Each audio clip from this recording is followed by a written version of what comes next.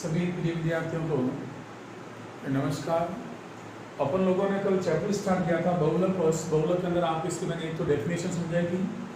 उस डेफिनेशन में अपन लोगों ने एक बात की थी। अपन लोगों चैप्टर का नाम है बहुलक, और ये जो बहुलक वर्ड है इसमें आपको बताया था कि बहु को अपन इंग्लिश में बोलेंगे पोली, और इसका जो मीन होगा वो होगा मर्स होगा। और ये भी बताया था इस बहु का मतलब क्या होगा, मैनी या अनेक होगा, और मर्स का मतलब याद रखिएगा पार्ट्स हैं या स्मॉल मॉलिक्यूल होंगे या छोटे छोटे अणु होंगे। और अपन ये पढ़ा था कि जब अनेक सारे छोटे छोटे अणु आपस में जुड़ेंगे तो याद रखिएगा बहुलक बनेगा। स्मॉल मैनी पार्टिकल्स जब बॉन्डेड होंगे तो क्या बनेगा, इसके अंदर पॉलीमर बनेगा। तो पॉलीमर या जो बहुलक है वो याद रखिएगा बहुत सारे अणुओं का बना होता है, स्मॉल पार्टिकल्स का बना होगा, और वो भी याद रखिएगा मैनी स्मॉल पार्टिकल्स होंगे। अब याद रखिएगा इसके बाद अपन लोगों ने बात की इस चैप्टर में याद रखिएगा मेन फॉर्मूले हैं।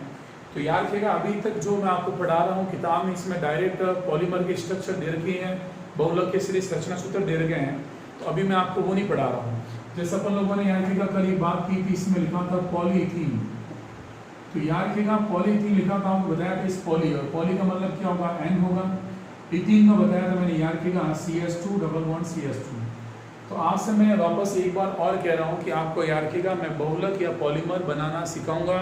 उनके स्ट्रक्चर क्या होंगे, उनके मोनोमर क्या होंगे, ये अपन चर्चा करेंगे, अगर अपन करेंगे अगली क्लास के अंदर। उससे पहले अपन कितना ध्यान रखना है, याद रखिएगा ये सभी ट्रिक चल रही है कि आपको जल्दी से आपको याद हो। पॉली, पॉली का मतलब एन हो गया, ethene CH2 double bond CH2 हो गया।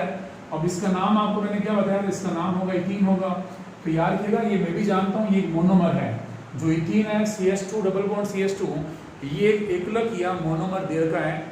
इसकी चर्चा अपन लोग याद रखिएगा नेक्स्ट क्लास में करेंगे। इसमें याद रखिएगा मोनोमर कौन सा है, एकलक कौन सा है, बहुलक कैसा बनेगा, पॉलीमर कैसा होगा, ये सारी चर्चाएं मैं बाद में करूंगा। अभी आपको याद रखिएगा सिर्फ एक नाम से फॉर्मूला सीखना है आप लोगों को। तो अभी तक मैंने आपको स्ट्रक्चर नहीं बताया है, बस इतना ध्यान रखना कि ये जो मैं फॉर्मूले लिख रहा हूँ CH2 double bond CH2 ethene, ये इसका एक मोनोमर या एकलक है। पॉलीमर कैसा बनेगा अपन लोग चर्चाएं करेंगे। तो कल अपन लोगों ने याद रखिएगा 4 फॉर्मूले पढ़े थे। पहले का नाम था पॉलीथीन, और दूसरे का नाम था पॉलीप्रोपिलीन, और तीसरे का जो नाम बताया था याद रखिएगा PVC यानी पॉली विनाइल क्लोराइड, और उसके बाद आपको मैंने बताया था याद रखिएगा पान पॉली एक्रिलोनाइट्राइल, और फिर अपने लास्ट में चर्चा की थी PTFE यानी पॉली टेट्राफ्लोरोइथाइलिन की बात की थी अपन लोगों ने। अब अपन जो याद रखिएगा नेक्स्ट स्टार्ट कर रहे हैं उसके बारे में। स्टार्टिंग अपने कल हो गया था। अब याद रखिएगा अपने एक तो सिलेबस में बार बार पूछा जाता है ब्यूना S के बारे में, एक होता है याद रखिएगा ब्यूना N के बारे में। एक याद रखिएगा अपने जो पूछा जाएगा वो होगा नेचुरल रबर, जिसे अपन लोग बोलते हैं प्राकृतिक रबर, जिसे अपन लोग बोलेंगे प्राकृतिक रबर। और एक याद रखिएगा आपसे पूछा जाएगा सिंथेटिक, जिसे अपन बोलते हैं कृत्रिम रबर। इनके भी याद रखिएगा फॉर्मूले पूछे जाते हैं, सब कुछ हैं। अब ये याद रखिएगा जो ब्यूना S है, ब्यूना N है, नेचुरल रबर हो गया, सिंथेटिक हो गया, यानी प्राकृतिक और कृत्रिम रबर है। अभी इनके याद रखिएगा मैं आपको फॉर्मूले नहीं लिख रहा हूँ, नहीं तो आपको फिर वो याद करने पड़ेंगे, रट्टा मारने पड़ेंगे। अभी इसके अपन लोग याद रखिएगा एक शॉर्ट ट्रिक लेके चलेंगे, और जैसे ही सारे फॉर्मूले याद हो जाएंगे, आपको ट्रिक याद होगी, तो उसके बाद मैं बताऊंगा ब्यूना S में कौन कौन से मोनोमर हैं, कौन कौन से एकलक हैं, और इसमें जो पॉलीमर या जो बहुलक है उसका स्ट्रक्चर कैसे बनेगा, इसकी अपन लोग चर्चाएं करेंगे। वो चर्चा अपन नेक्स्ट क्लास में करेंगे।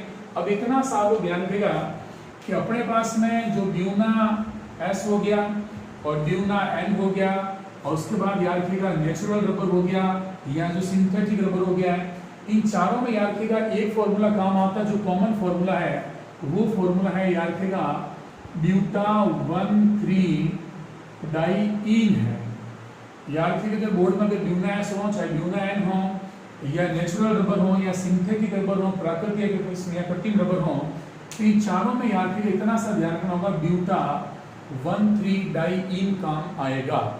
इन चारों में से ध्यान रखना, Buena S, Buena N, natural rubber और सिंथेटिक रबर, ये जो चारों रबर हैं, इनमें से अगर कुछ भी अगर बोर्ड में पूछे तो याद रखिएगा चारों के अंदर ब्यूटा 1,3 डाइईन का यूज होगा। अब याद रखिएगा इसमें एक वर्ड आ रहा है ब्यूटा, तो ब्यूट का मतलब अपन सब जानते हैं याद रखिएगा कितने कार्बन होंगे, मेरा 4 कार्बन होंगे। और यार के इसमें जो नंबरिंग करते हो 1 2 3 4 आप नंबरिंग ऐसे भी कर सकते हो, आप लोगों की इच्छा है। अब यार के पीछे वर्ड क्या आ रहा है, इन, और इन का मतलब सब जानते हैं यार के का डबल बॉन्ड होता है। इन का मतलब क्या होगा, डबल बॉन्ड होगा। अब इसमें डबल बॉन्ड कितने अपने पास में, डाई, डाई का मतलब 2 हो गए, और दोनों डबल बॉन्ड कहाँ है, एक तो डबल बॉन्ड यार के का पोजीशन नंबर 1 पे है और एक इसमें कहाँ पे दे रखा है, 3 पे दे रखा है। तो इसमें यार के का डबल बॉन्ड 2 है, और एक तो इसमें कहाँ पे होगा, पोजीशन नंबर 1 होगी, और एक ही पोजीशन कौन सी होगी, 3 होगी, और यहाँ पे क्या आएगा, सिंगल बॉन्ड आएगा। किसी को डाउट ही है। और एक चीज हमेशा ये भी ध्यान रखना, किसी भी चैन में अगर डबल बॉन्ड 2 दे रखे हो तो वहां हमेशा वर्ड बोला जाता है एल्का। ये एल्का वर्ड तभी आएगा जब यार के का चैन में डबल बॉन्ड कितने होंगे, 2 होंगे। अब अपने पास इसमें डबल बॉन्ड 2 हो गए, इसमें 4 के लिए नाम क्या बन जाएगा, ब्यूटा नाम बन जाएगा। अब वापस अपन आगे और चर्चा करें तो यार के का ब्यूटा 1,3-डाइन, इस ब्यूट का मतलब कितने कार्बन हो गए, 4 हो गए। इन का मतलब डबल बॉन्ड होता है, इसमें डबल बॉन्ड कितने, 2 है, और दोनों कहाँ पे, एक तो नंबर 1 पे है और एक कहाँ है, नंबर 3 पे दे रखा है। अब यार के का ये ब्यूटा 1,3 जो डाइन है, इन चारों फॉर्मूले में यूज होगा। अब ये 4 कैसे यूज होगा, किस तरह होगा, इसके बारे में आपको लोग सब कुछ बताता जाऊंगा। अब इस एस का मतलब स्टाइरिन, स्टाइरिन कल आपको मैंने करवा दिया। एन के लिए यार के का आएगा एक्रिलोनाइट्राइल, ये भी अपने कल पान वाला फॉर्मूला हो गया था, तो ये 2 हो गए। अब 4 में इसमें कौन कौन से यूज होंगे उसके बारे में आपको बता रहा हूँ। तो यार के का ब्यूटा 1,3-डाइईन, यार के का इस चारों फॉर्मूले में बार बार यूज होगा, मतलब यूज होगा, और ये चारों दिमाग में अच्छी तरह से आप लोग बिठा देना, किस तरह लिखना है ये आपको मैं भी बताऊंगा सारा। अब यार के का अपन चर्चाएं सबसे पहले करते हैं नेचुरल रबर की बात करते हैं, क्योंकि ब्यूनाइन तो समझ हो गया आप लोगों के, कैसे होगा वो देखेंगे आप लोग। अब अपन सबसे पहले जो बात कर रहे हैं वो यार के का नेचुरल रबर की बात कर रहे हैं। इस अगर रबर की बात करें इसको अपन हिंदी में बोलेंगे प्राकृतिक रबर, प्राकृतिक रबर। और आपके एक टॉपिक यार के का वल्कनीकरण है, वल्केनाइजेशन, उसके अंदर ही टॉपिक आप लोगों के काम आएगा। अब आप पूछोगे सर ये इसमें जो नेचुरल रबर हो गया या जो सिंथेटिक रबर है, इसमें आप बार बार कह रहे हो ब्यूनाइन के अंदर ये फॉर्मूला काम आएगा, उस फॉर्मूले का आप देखिएगा कैसे क्या होगा। इस नेचुरल रबर या जो प्राकृतिक रबर है, इसी का यार के एक दूसरा नाम और देर का किताब के अंदर उसका नाम है आइसोप्रीन नाम है। क्या नाम है इसका, आइसोप्रीन नाम है। अब यार के का इसको बनाना कैसे है उसके बारे में, अब मैं इसके अंदर यार के लिख देता हूँ C double bond C, C double bond C, इसका नाम क्या है, ब्यूटा 1,3-डाइईन नाम है। अब आप पूछेंगे इसमें लिख दिया मैंने, हाँ लिख दिया इसके अंदर। अब नंबर 2 यार के आप लोग जो छोटी सी बात अपन लोग इसके अंदर और कर रहे हैं कि आपको सबसे पहले दिमाग में क्या रखना है कि चाहे इसमें नेचुरल रबर है या सिंथेटिक है, ब्यूनाइन है, आप आंख बंद करके इसको बना देना आप लोग। अब इसका प्रॉपर कैसे यूज करना वो देखो आप लोग। तो मैंने इसमें लिख दिया ब्यूटा 1,3-डाइईन।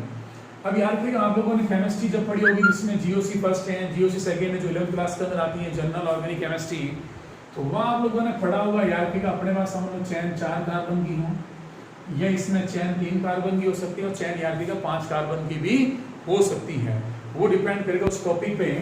अब अपन सबसे पहले इसमें मुद्दा ये उठाते हैं यार कि आप लोग सब जानते होंगे कि जो बॉन्ड CH3 है इसको अपन लोग क्या बोलते हैं, मिथाइल ग्रुप बोलते हैं। जो बॉन्ड CH3 है इस ग्रुप का नाम क्या है, मिथाइल ग्रुप नाम होता है। अब मेरे को आप लोग ये बताओ कि यार का बॉन्ड CH3 का नाम मिथाइल ग्रुप हो गया।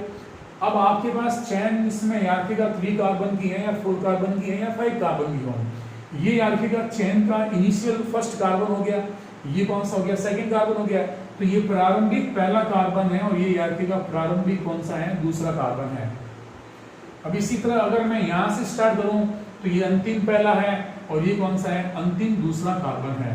तो यार का ये इनिशियल सेकंड कार्बन है, और ये लास्ट कौन सा हो गया, सेकंड कार्बन हो गया, प्रारंभिक दूसरा, और ये अंतिम कौन सा हो गया, दूसरा हो गया। चाहे कार्बन 3 है, 4 है, 5 है या 6 कार्बन हो, इसमें सब में ये होगा स्टार्टिंग वाला सेकंड कार्बन या लास्ट वाला सेकंड कार्बन। अगर आप इस कार्बन पर यार के अगर आप एक मिथाइल ग्रुप जोड़ दें, अगर आप इसके ऊपर क्या जोड़ दें, एक मिथाइल ग्रुप जोड़ दें, तो यार के इस ग्रुप का नाम होता है आइसो ग्रुप नाम होगा। इस ग्रुप का अपन लोग क्या बोलेंगे, आइसो। आइसो का बोलेंगे जब यार के चैन का स्टार्टिंग वाला सेकंड कार्बन या उसके यार के लास्ट सेकंड कार्बन पर अगर क्या जुड़ा होगा, एक मिथाइल ग्रुप अगर ऐड होगा या जुड़ा होगा या उससे बॉन्डेड होगा, तो यार के उस ग्रुप का नाम क्या होता है, आइसो ग्रुप नाम होगा। चले अपन आगे। अब मेरे को आप लोग ये बताओ कि इसका नेचुरल रबर जो प्राकृतिक रबर है उसका दूसरा नाम क्या है? आइसोप्रीन है। और हम सबने बोल दिया चाहे ये हो या ये हो, ब्यूटाबंथ्रीडाइन को लिख रहा है। अब वर्ड क्या है? आइसोप्रीन। तो आइसो आप समझ लेंगे, आइसो तो किससे बोलेंगे? जब चार इसमें की जो चैन होगी उसके इनिशियल सेकंड या लास्ट सेकंड कार्बन पर क्या होगा? एक मिथाइल ग्रुप होगा। तो याद रखिएगा ये स्टार्टिंग वाला सेकंड कार्बन या लास्ट दोनों में से एक पर अगर आप एक क्या जोड़ देंगे, मिथाइल ग्रुप जोड़ देंगे, तो याद रखिएगा इसका नाम होगा आइसोप्रीन। क्या नाम होगा इसका? आइसोप्रीन होगा। और इसी को याद रखिएगा अपन लोग क्या बोलते हैं? प्राकृतिक रबर बोलेंगे। तो याद रखिएगा इस ग्रुप को जो मैंने लिखा है, इस ग्रुप का ही नाम होगा आइसोप्रीन। और ये इसका याद रखिएगा मोनोमर है, यानी इसका एकलक है। अभी तक अपन लोगों ने इसका बहुलक या पॉलीमर बनाया नहीं, बनाए उसके अंदर ये पहला आप कम से कम फॉर्मूले के बाद सेट करना सीख जाओ। तो याद रखिएगा नेचुरल रबर या जो प्राकृतिक रबर है उसका मोनोमर क्या होता है? आइसोप्रीन होता है। ठीक है ना। बाकी बहुलक कैसे बना? बॉन्ड ट्रांसफर करना, आपस में मॉलिक्यूल को आपस में जोड़ना, एन लगाना, करना, ये चर्चा नेक्स्ट टॉपिक के अंदर अपन लोग 100% करेंगे। अब दूसरे का याद रखिएगा नाम बताया था मैंने आपको, सिंथेटिक रबर। अब जो सिंथेटिक रबर है जिसको अपन लोग याद रखिएगा कृत्रिम रबर बोलते हैं। अब इसको अगर याद करना है कितना सा दिमाग हो, इसका याद रखिएगा जो दूसरा नाम होगा वो होगा क्लोरोप्रीन। क्या नाम होगा? क्लोरोप्रीन नाम होगा। अब देखिएगा यहाँ आ रहा है आइसोप्रीन और यहाँ बढ़ के आ रहा है क्लोरोप्रीन आ रहा है। अब आपको बताया था नेचुरल रबर हो चाहे सिंथेटिक रबर हो, यूज क्या करना है? याद रखिएगा ब्यूटा-1,3-डाइन यूज करना है। ब्यूटा-1,3-डाइन यूज करना है। जब आप सेकंड कार्बन पर अगर CH3 जोड़ते हैं तो इसका नाम क्या बन गया? आइसोप्रीन बन गया। इसी तरह जब आप याद रखिएगा सेकंड कार्बन पर आप क्या जोड़ोगे? क्लोरीन या Cl को जोड़ेंगे तो इसका नाम क्या हो जाएगा? क्लोरोप्रीन नाम होगा। इन दोनों में इतना ही डिफरेंट है। और ये इसका याद रखिएगा मोनोमर है, ये इसका क्या है? एकलक इकाई है। ये इसकी एकलक इकाई है। तो याद रखिएगा किसी भी डाउट, पहला हो गया अपना नेचुरल रबर और दूसरा कौन सा हो गया? सिंथेटिक रबर हो गया, कृत्रिम रबर हो गया। दोनों में क्या लिखना है? ब्यूटा-1,3-डाइन, ब्यूटा-1,3-डाइन लिखना है। अगर आप सेकंड कार्बन पर क्या जोड़ते हैं? CH3, तो नाम क्या बन जाएगा? आइसोप्रीन। और अगर आप उसके याद रखिएगा सेकंड कार्बन पे क्या जोड़ते हैं? Cl को जोड़ते उसका नाम क्या हो जाएगा? क्लोरोप्रीन नाम हो जाएगा। इसके दोनों क्या मोनोमर है। और कल इससे अपन लोग क्या बनाएंगे? बहुलक या पॉलीमर बनाएंगे। उसका स्ट्रक्चर कैसे होगा अपन ये चर्चा करेंगे। तो यहाँ तक किसी डाउट ही है? मैं आइसोप्रीन और दूसरा कौन सा याद रखना है? क्लोरोप्रीन आप लोगों को ध्यान रखना होगा।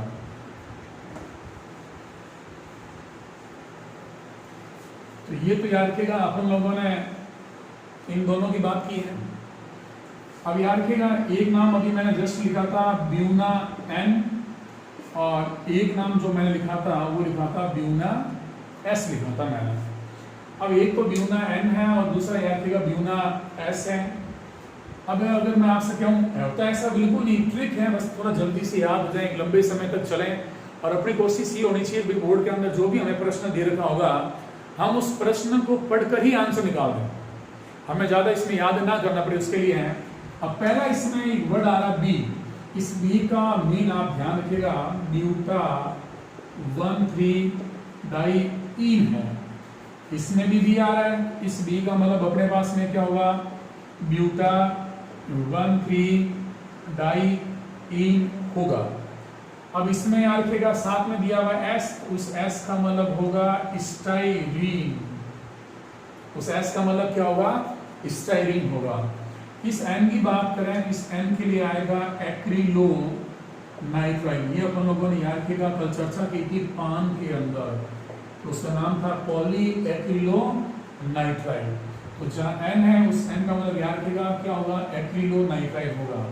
और उस एस का मतलब क्या होगा? स्टाइरीन होगा। ये याद रखिएगा ब्यूना एन के दोनों क्या है? मोनोमर है, उसके एकलक है।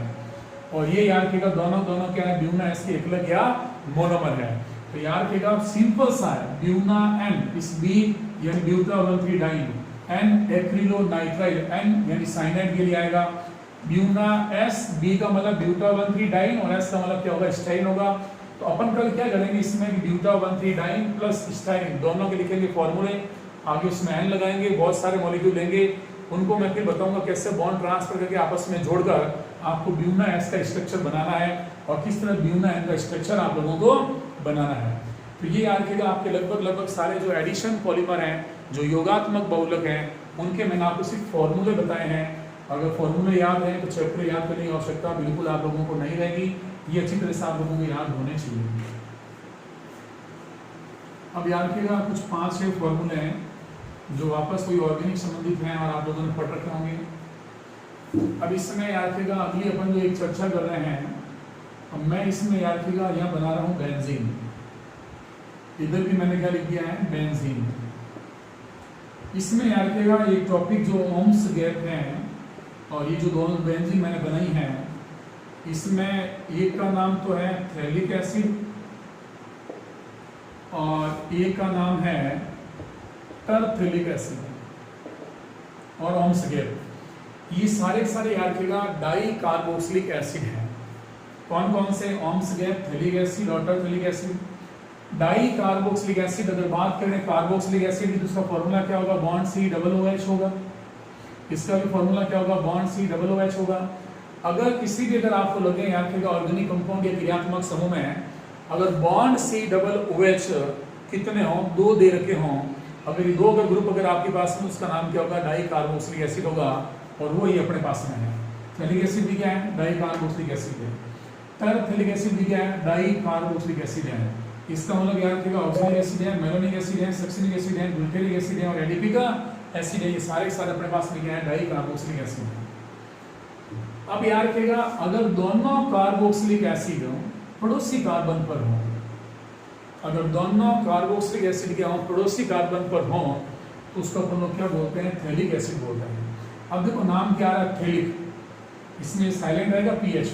अब थैलिक एसिड, अभी बताओ नाम सबने सुना होगा थैलिक।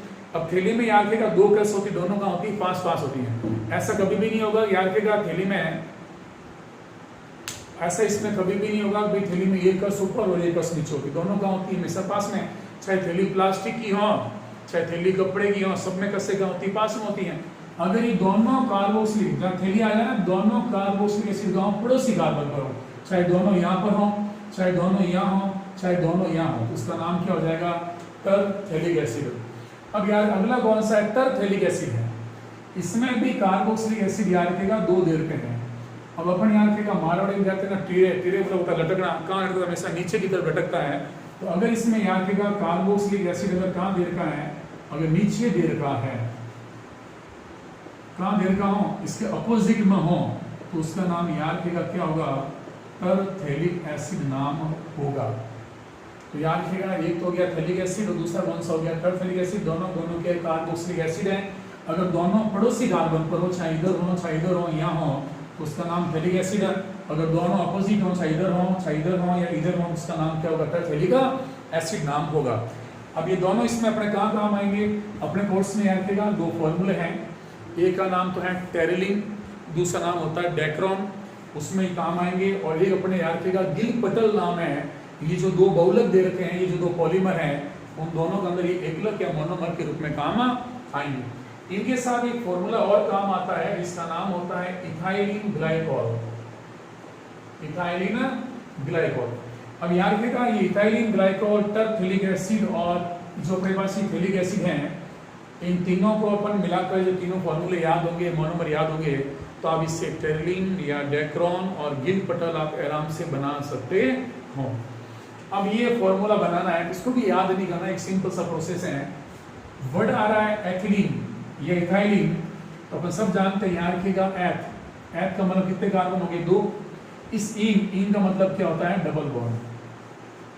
तो याद रखिएगा पहले आप जोड़ना सीखो। इथाइलिन, इस एक या एथ का मतलब क्या हुआ? 2 कार्बन, और इन का मतलब क्या हुआ? डबल बॉन्ड हुआ है।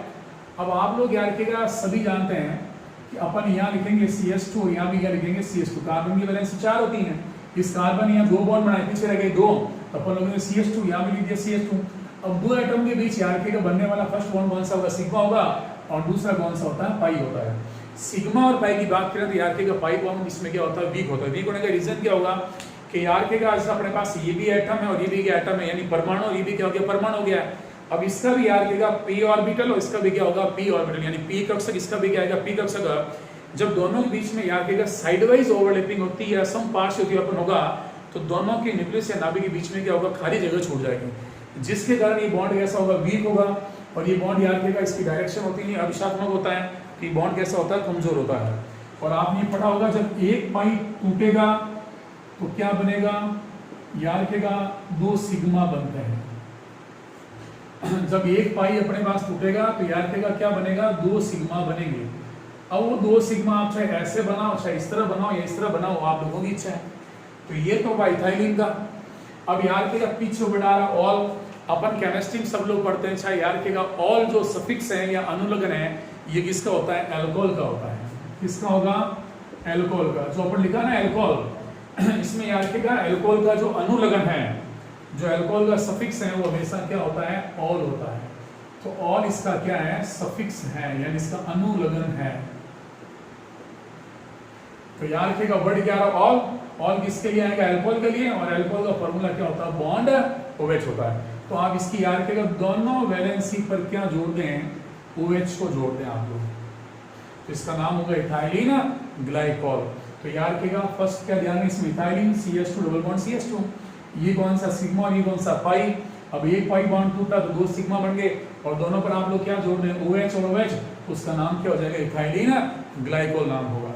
तो याद रखिएगा ये राजस्थान माध्यमिक शिक्षा बोर्ड हो या CBSE बोर्ड हो, या याद रखिएगा सेकंड ग्रेड एग्जाम हो या फर्स्ट ग्रेड एग्जाम हो, सबके अंदर ये फॉर्मूले ज्यादा पूछे गए हैं। सबसे ज्यादा याद रखिएगा टेरिलिन या डेक्रोन की याद रखिएगा एकलक इकाइयों के बारे में पूछा गया है। तो उसमें याद रखिएगा इन दोनों का यूज किया गया है। और ये कहीं पर गिलबटल पूछा गया है, इसका यूज है। मैक्सिमम पूछा गया प्रश्न है ये। तो ये 3 मोनोमर है। पहला था याद रखिएगा हैलिक एसिड, तो उसमें आपको कुछ नहीं करना है, दोनों जो कार्बोक्सिलिक एसिड हैं दोनों को याद रखिएगा पड़ोसी कार्बन पे जोड़ना है। जब नाम होगा टर्क हैलिक एसिड, तो याद रखिएगा दोनों को अपोजिट में जोड़ना है। इथाइलिन आपको मैंने बता दिया है। तो यहाँ तक इसमें डाउट, और पीछे बढ़ गया आ रहा है ईक एसिड, क्या बढ़ आ रहा है, और ये ईक एसिड हमेशा किसके लिए आता है, कार्बोक्सिलिक एसिड के लिए आएगा। इसकी भी अपन लोग चर्चा करेंगे जब आपको मैं GOC पढ़ाऊंगा। तो IUPAC में इसका याद रखिएगा सफिक्स होता है ओइक एसिड, और कॉमन सिस्टम में क्या होता है, ईक एसिड होता है। ये याद रखिएगा आज 5 फॉर्मूला अपन लोगों ने पढ़े, ब्यूना S, ब्यूना M। उसके बाद आपको मैंने बताया था नेचुरल रबर क्या होगा, सिंथेटिक क्या होगा। एक का नाम था आइसोप्रीन, दूसरे का नाम था क्लोरोप्रीन। और ब्यूना S और ब्यूना M में ब्यूटा 1,3-डाइन स्टाइरिन और अपन एक्रिल और नाइट्रिल का यूज करते हैं। और उसके बाद हो गया इथाइलिन ग्लाइकॉल। और बाकी आपको मैं बताऊंगा कल की क्लास में।